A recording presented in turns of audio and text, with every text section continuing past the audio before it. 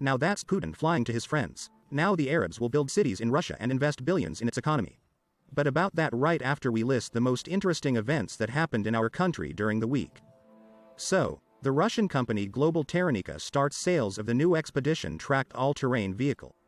The rover is equipped with a hybrid powertrain with 2 traction electric motors and a pair of fuel tanks of 150 liters each. The car has a range of 1,000 kilometers. With a weight of 2,400 kilograms, the maximum speed of the all-terrain vehicle is 70 kilometers per hour. Mass production of open-yard servers started in Ryazan. The complex has a total area of over 8,000 square, provides full-cycle production and allows to produce more than 60,000 units of server products per year. The company's Open Development Center site is operating at full capacity. The high-tech plant for the production of gelatin for the food and pharmaceutical industries has begun operations in the Kursk region. Investments amounted to almost 4.5 billion rubles. The company's products will be used in the confectionery, dairy, pharmaceutical and beverage industries.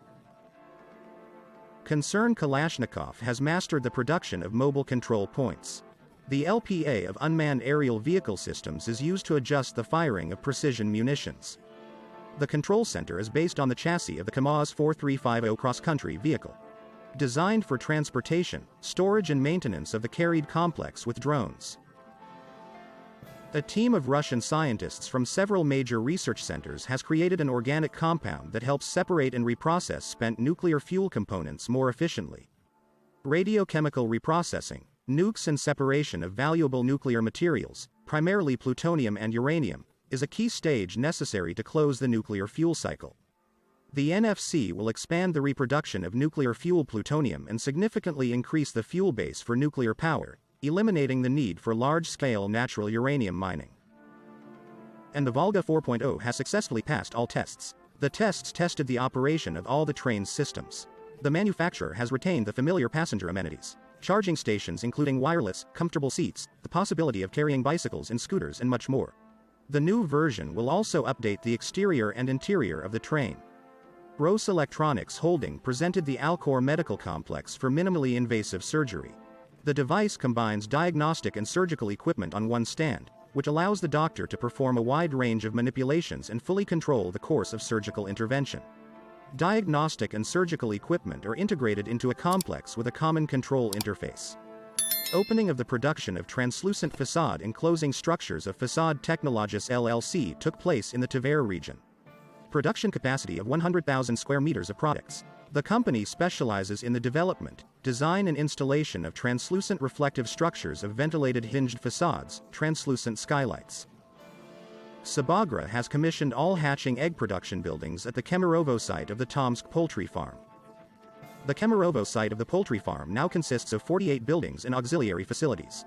The parent flock has 175,000 birds that produce more than 5 million hatching eggs per month. The enterprise covers 90% of the holding's demand for hatching eggs. A new plant for the production of wide-format plywood began construction in Sokol. The total investment amount is 3 billion rubles. Wide-format plywood is in demand in many industries both in Russia and abroad. In addition to the plant, the investors plan to build a new boiler house, which will produce not only heating medium, but also generate electricity. Well, now back to Vladimir Putin's trip to the Middle East. The results of Vladimir Putin's tour of Arab countries United Arab Emirates and Saudi Arabia were not long in coming. The United Arab Emirates intends to invest in the real sector of Russia's economy, from oil production and nuclear energy development to medicine and cultural exchange. All this requires tens of billions of dollars, which they have, and now they will invest them not in American or European bonds, but in Russia. And here, by the way, is the now world-famous handshake. In general, the history of Arab countries' active investments in Russia begins immediately after the first large-scale Western sanctions were imposed.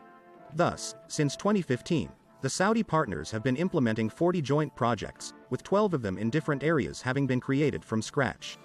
The results of the investment have been more than successful. A huge number of new jobs have been created. The total revenue of the companies invested in amounted to just over 4 trillion rubles or $45 billion, which created goods and services worth 3% of Russia's GDP. In August 2022, Saudi King Salman bin Abdulaziz Al Saud's nephew, Salman bin Abdulaziz Al Saud, invested more than $500 million in Russian oil and gas companies, which are under Western sanctions for a minute.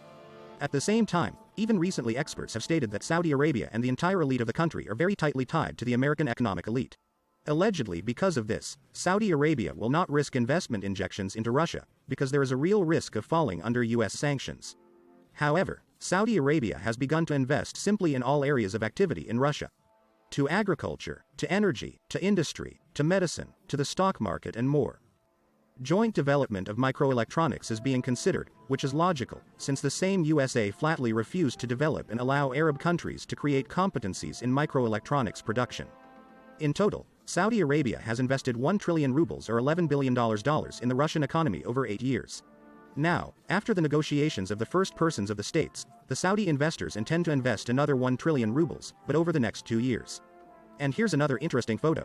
Russia has a centuries-old, multinational culture. We have everything soulful. Here is the president of the United Arab Emirates, Mohammed ibn Zayed Al Nahyan, and Ramzan Kadyrov. In addition, the United Arab Emirates intends to build an entire satellite city of Vladivostok and create the largest megacluster in the Arctic. Also recently, Rosatom and Emirati operator DP World established a joint venture to develop transportation along the Northern Sea Route. And not just transportation, but transit container transportation. The first phase of the project will establish a throughput capacity of about 800,000 containers per year. Yeah, that's it. While the largest French container carrier CMA-CGM refuses to use our Arctic route ostensibly for the sake of environmental concerns, the United Arab Emirates has taken up this project in full swing, as they well assess its prospects.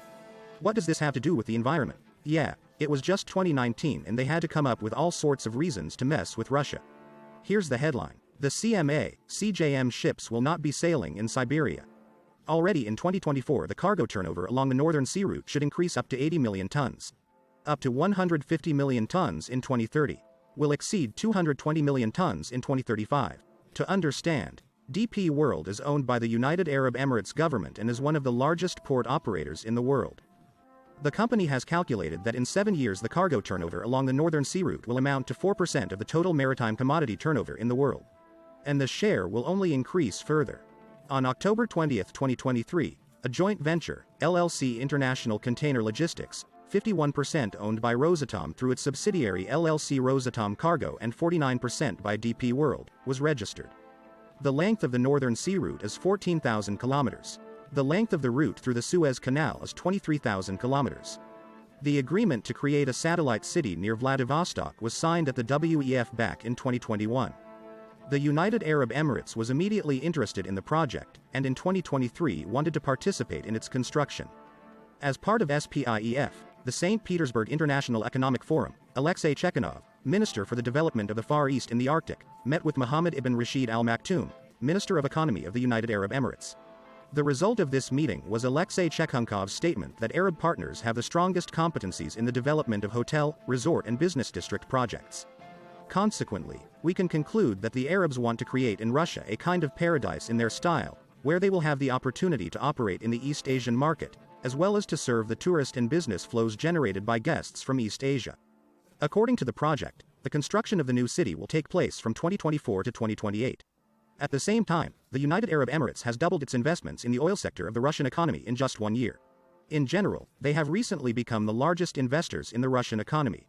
Thus, the total revenue of companies invested by investors from the UAE amounted to more than 8 trillion rubles by the end of 2022, which is almost 6% of Russia's GDP. A total of 9% of Russia's GDP was created by companies invested by the United Arab Emirates and Saudi Arabia. That's the measure of success. But most importantly, they're not going to stop there. They can be understood, for there is no other place on the planet where their money can work so effectively, and for a very long time. And here the West itself gave them a gift, voluntarily vacating the occupied places, where the capital of Arabs poured in. No place is empty. Of course, Western countries are already in a tizzy after Putin's visit to Arab countries. The Hill, an American political publication, became hysterical when it wrote that Putin's trip was a demonstration that neither the United States nor its Western allies have been able to completely isolate Russia or the Russian leader.